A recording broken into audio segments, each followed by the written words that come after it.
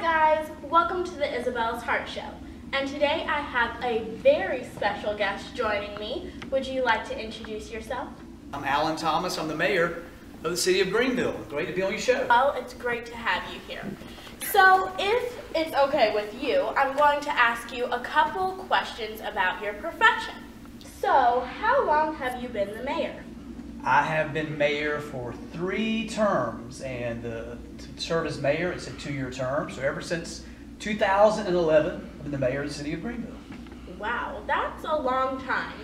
So I just wanted to ask you, what inspired you to become the mayor? Well, like you, I look around and see things that I want to see improve in our community. And I love this community. It's a fun place with a lot of energy. But I thought I had some ideas that I could bring to the table, and hopefully we would get some support. And I wanted to see the center of our city to have more energy and more vibrance and more things for people to do. I wanted to have our parks to be more engaging, things for families and kids to be able to do, and bring more jobs to the community and fix our roads and infrastructure so 10 or 15 years from now we'll look back and just say, wow, we did a good job improving our community. Well, that's awesome. And in my opinion, I think Greenville is amazing, and there's so many different things to try out. So what's your favorite part about being the mayor of Greenville? Well, one of the really fun things is I get to meet all kinds of interesting people. From you, of course. I get to meet President Obama. Met him a couple of times with the U.S. Conference of Mayors on a national level and working with the governor. And honestly, the true heroes in our community are the people you don't get to see all the time. They're the ones that run the small nonprofits. They basically go out and raise money from friends in the community, and they help clean up the community or help pick people up and give them job training or teach them how to have a quality of life in our community. So I really love working with our wonderful citizens who have their own nonprofits trying to make our community better. Well, that's really cool. And even though there are a lot of fun things about being the mayor, I assume, then there are also big responsibilities. So what would you say is one of your most important responsibilities of being the mayor? Well, the really big responsibility is we have over 750 employees that work with the city of Greenville, and when you include the utilities and everything into our budget, somewhere between $350 million in budget. And so every year we go through the process of evaluating what is happening in the city and how we can improve it. And we just completed our budget process actually for this year, to where we come in and all the departments come in and talk about their budget, and we meet for many, many meetings. And that's where you got to be on your P's and Q's. You got to be good with your math and good with the things that are important. And we've had a great 5 or 6 years of growth here. And again, the city continues to grow, but budgeting is a really important job. See guys, so if you want to become something like the mayor when you grow up, you have to pay attention in school and make sure you do your homework, do your math, your English, your science, all of that stuff, because it's not for nothing. I promise you. You can get to good places if you just do your work. But we have a lot of help. Oh, understand that. We have a wonderful staff, and we have professionals. That we have a fire chief and a police chief and city managers, people in charge of public works and all these different areas. So the great thing about mayor is I can depend on their expertise. And working with we're here in the city council chambers now, work with my fellow 6 city council members as we work together and collaborate on making decisions. Okay, so I just wanted to ask you, well, I know, even though I'm not the mayor, that being the mayor must have some really hard work involved. But if you do get time off, what do you usually spend that time doing? Well, it is a busy job, but being mayor is actually something you do to serve your community. Like all people on our city council all work for a living, and we do this as volunteers basically. We receive a small stipend to help with our travel and some of our expenses, but I put a lot of time into being mayor. But I have a busy house. I have 3 kids. I've got Ava, who's 11, and she just will be going in the 7th grade.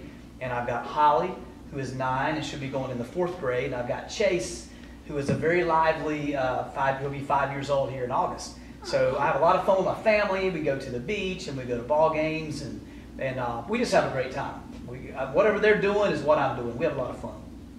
Great.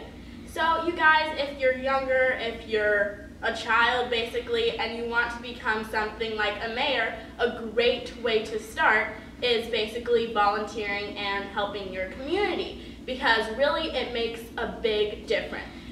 Just like 10 minutes out of your day will help like thousands of families. So, unfortunately, I've been hearing that you are not going to be our mayor anymore. So, is there anything else that you plan on doing? I know, I'm sad. We've had such a wonderful time together, and so many people, so much momentum. It's so wonderful to see the community grow. Everybody's so positive and exciting, but there always comes a time where the other chapter in your life comes along. Whether you finish middle school or high school and you're making plans going forward. And for me, I have a company in Charlotte, which we recently sold, and I'm very pleased about that. But now other professional opportunities have come forward. The governor of North Carolina and the Secretary of Transportation both pursued me to take charge of the Global Transpark and be the executive director, which is right here in Eastern North Carolina. It's a really cool place. And unfortunately, I can't be mayor and do both. But people ask, what is a Global Transpark?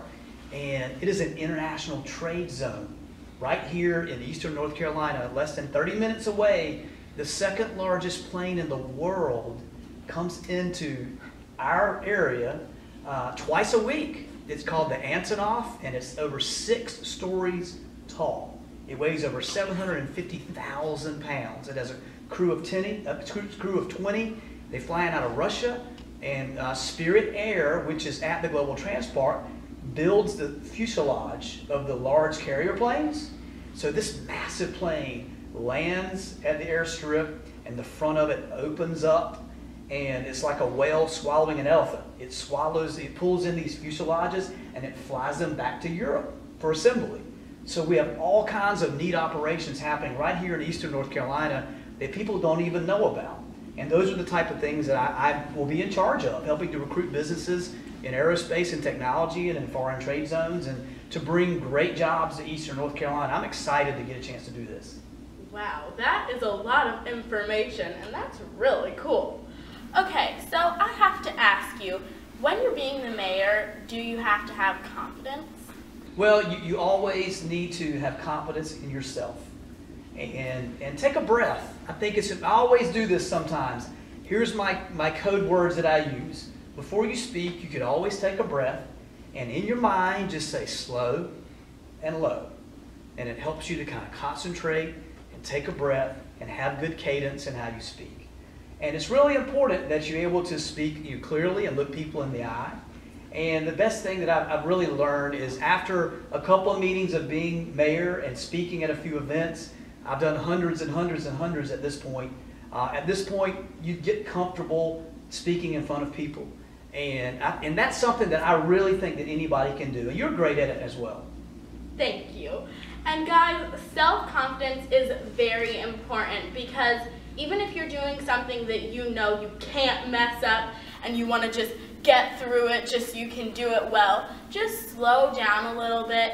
Look the people in the eye and just say what you need to say, and just give yourself a break and take a breath, and it will all be okay. And I was really wondering, where did you get that shirt? Oh, you like my cool shirt? We might have to put these out, or we might have to sell these, but yeah, there should be like pins for that to put on your shirt. Well, it's all about branding, and whatever you do from a business standpoint or anything that you may do in the community, you need to wear your brand with pride, and we're proud of our community. And when I travel, for example, I'll be in Florida next week, well actually Friday, in Miami at the U.S. Conference of Mayors, and we want people to know where we're from. And we also have a brand motto for the city of Greenville. It's called "Find Yourself in Good Company." And it's kind of a double meaning. It means obviously company as in business, but even more important, that we have wonderful, friendly people in here that are good company, people you want to be with. So branding and being proud of where you're from is extremely important. I'm proud of Eastern North Carolina, and I'm proud of you, and I'm very proud of our city of Greenville. Yeah, but I'm just saying, there should be pins for that people can put on. Yeah, I've got pins. We've got pins. If if you love your community Yes. and you just want to support, you can wear a pin. Before you leave, I'm going to give you some pins. It says Greenville, North Carolina, so you can wear it with pride. Yeah, I'll put it on right after you give it to me. Okay, so I was wondering, this is sort of like the other question I said a couple minutes ago, but do you have any hobbies? Yes, I do. I really enjoy sports, and I like to go to the gym and work out and play football and go shoot basketball and just go out and have a good time and be active. We have some great greenways, so it's fun to run up and down the greenways and have a good time. And also, I love to draw. I've always been someone who's sketched and drawn, watercolors and paintings and charcoals since I was young. And I just love to draw. It's a lot of fun, creativity.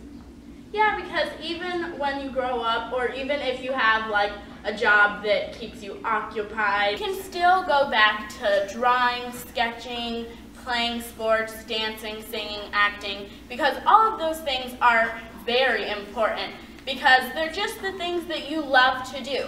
Even if you love your job, you can still go back to these hobbies because they're very important. Okay, I have one more question for you. So as the mayor, you most probably have a lot of meetings. So how many meetings do you think, an estimation of how many meetings you would have each month? Wow, that's a difficult question because it can get very busy. For me, I have a full schedule. We have a city clerk staff, which are 3 members of the staff, and they are all really important for helping me schedule meetings. So normally and this is 7 days a week. Sometimes I'll speak at a church service or some event on a Sunday afternoon, or 3 or 4 or 5 events on a Saturday, depending on how busy it is. And during the week we may have several meetings as well. So, on a given week it may be a dozen, or it could be 24 or 30 events. And also there's a lot of planning involved. You're always preparing. It's not just about showing up and smiling. Often it's about making tough decisions and having to think through processes that you're going to be able to try to continue to improve the city, because we have fun jobs, but we also have difficult jobs too. We have to deal with with fire, and about the hurricane, the floods that we had to respond and be prepared to take care of everyone. So it can be a busy time, but always carve out time for your family and always carve out time for yourself, because you need to have a good balance in life. And all the things that we talked about, hobbies before, what's neat is you often find that your other family members and maybe even your kids have some of the same hobbies, and you can share that with them and have a great time. Yeah, because even if you get really good opportunities, your family should always come first, because your family is where you come from and they're a part of you. They should have a special place in your heart. Since you were saying how you have children, I just wanted to talk to you about my DVD Confidence, which you can actually go to YouTube and find the music video. Because I wrote it when I was about 8 or 9, because I really want to get bullying out of schools. I want anti-bullying in neighborhoods and basically everywhere, because it's really affecting lots of children. And actually at my school, bullying has affected lots and lots of children. So Yes. I really just want to get it away, because it's one of the worst things ever, especially for children from 10 to 17, because it just happens everywhere. So I was wondering, for your advice, if you could tell me how I could get it out to all of the schools, because I really want bullying gone, gone. Because I've been doing a lot of donating to schools and all of that stuff, and giving them some of my CDs Yes. and telling them where to find my music videos and stuff like that. But I'm just looking for your advice. Well, it's always important to, many times schools are very busy and they have to deal with a lot of activities, and so many things are trying to get accomplished. I think a good avenue for you would be the PTAs, the Parent Teachers Associations. So that's all public information. I would reach out to the parents. I think those organizations are great because they're really enthusiastic. They care about their schools, and it might be that they may bring them to their ball games, and something they could distribute out to all the kids and families when they come to see their kids that are participating in athletics, or have some type of fundraiser and things that can give them out to all the kids in the school. So I think a good avenue for you would be the PTAs within the different schools. And obviously you have a great access online, whether it's your website or through Facebook or just other social media that continue to kind of push that message forward. Well, Well, that would be great. And I'm just telling you guys right now that bullying is so horrible. So if you can make a difference in your school, just try to get bullying out of the way. Like if you see someone in the hall that's being mean to one of your classmates, don't do anything that you know isn't right, but just go up and say, that's not very nice, and I don't think you should be saying that to my friend. So yeah, thank you for your time, and thank you guys for watching.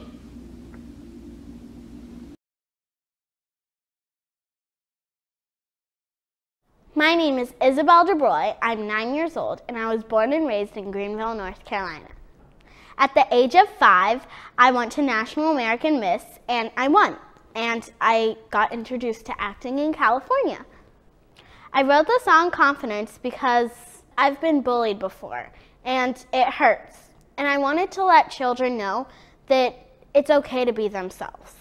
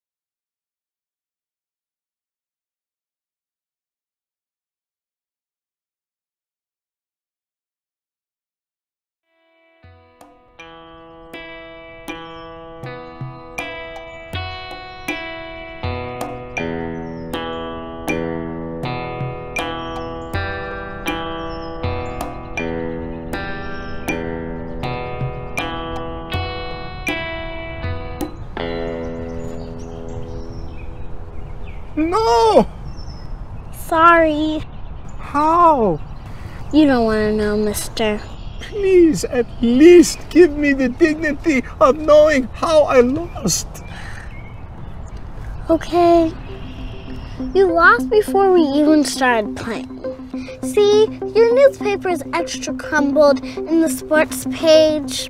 Today was a big day for soccer. I noticed the flag on your lapel. And your accent is distinctly Guadalajara. Since Mexico lost, I knew you'd be feeling extra aggressive. So when I exposed my queen to make her look vulnerable, I used your aggression against you. You took the bait and sacrificed your bishop, which led me in the back door for checkmate. Oh, gotta go. I'm late for my friend's party. Adios. Chihuahua, una muchacha brillante.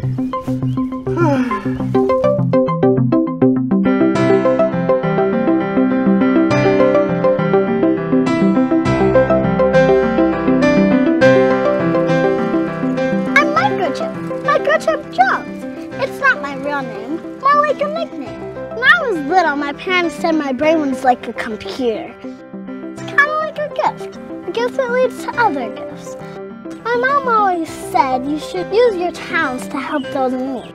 And since you're obviously in need, how can I help?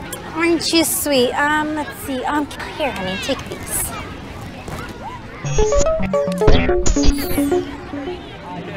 Do you think it's true that if you eat a watermelon seed, a tiny tree will grow in your stomach?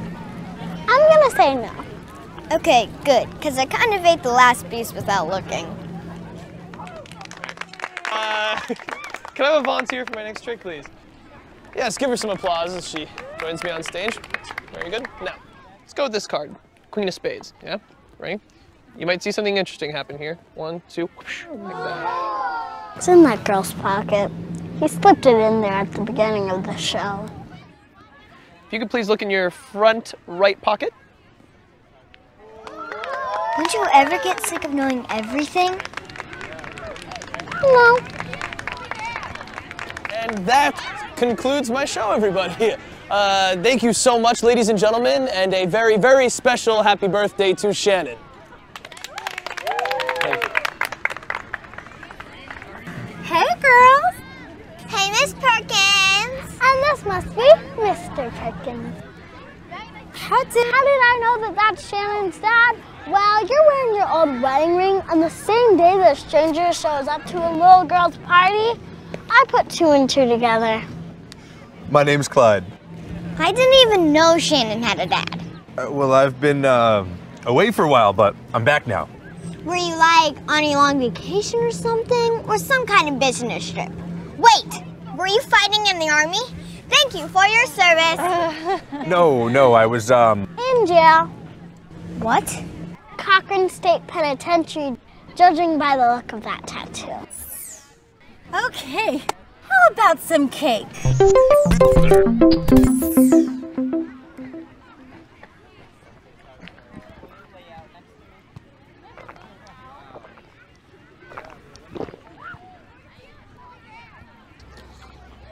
So, I've been feeling a little sick lately.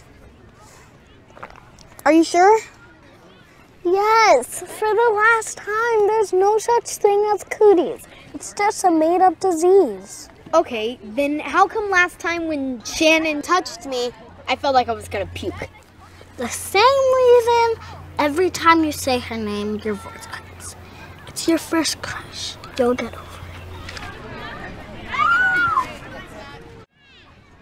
They're gone! Someone took everything! What kind of criminal would take presents from such a beautiful person? That's technically an ex-criminal, so maybe he can help.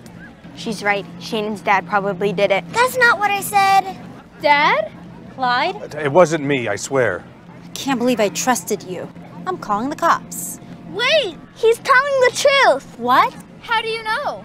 Shh, just let me think. I love it when she does this. Same day, the stranger shows up to a little girl's party. That's it! Nice trick. I really like the sleight of hand. Thanks. The key is misdirection. You fool the audience into looking one way, but you weren't fooled, were you? Ala Kaza!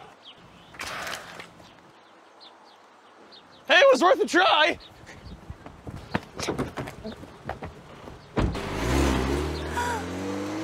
Is that? Ta-da! My presents! Should have trusted you. I'm so sorry. It's okay. I'm just glad it worked out. Who was that guy? I don't know. Penelope, I'm really sorry. You didn't get any presents? I You moron! Look, I almost got caught. I gave you one simple task. It's not my fault. Look, I tried as best as I could, but there was this, like, freaky little genius girl. Microchip.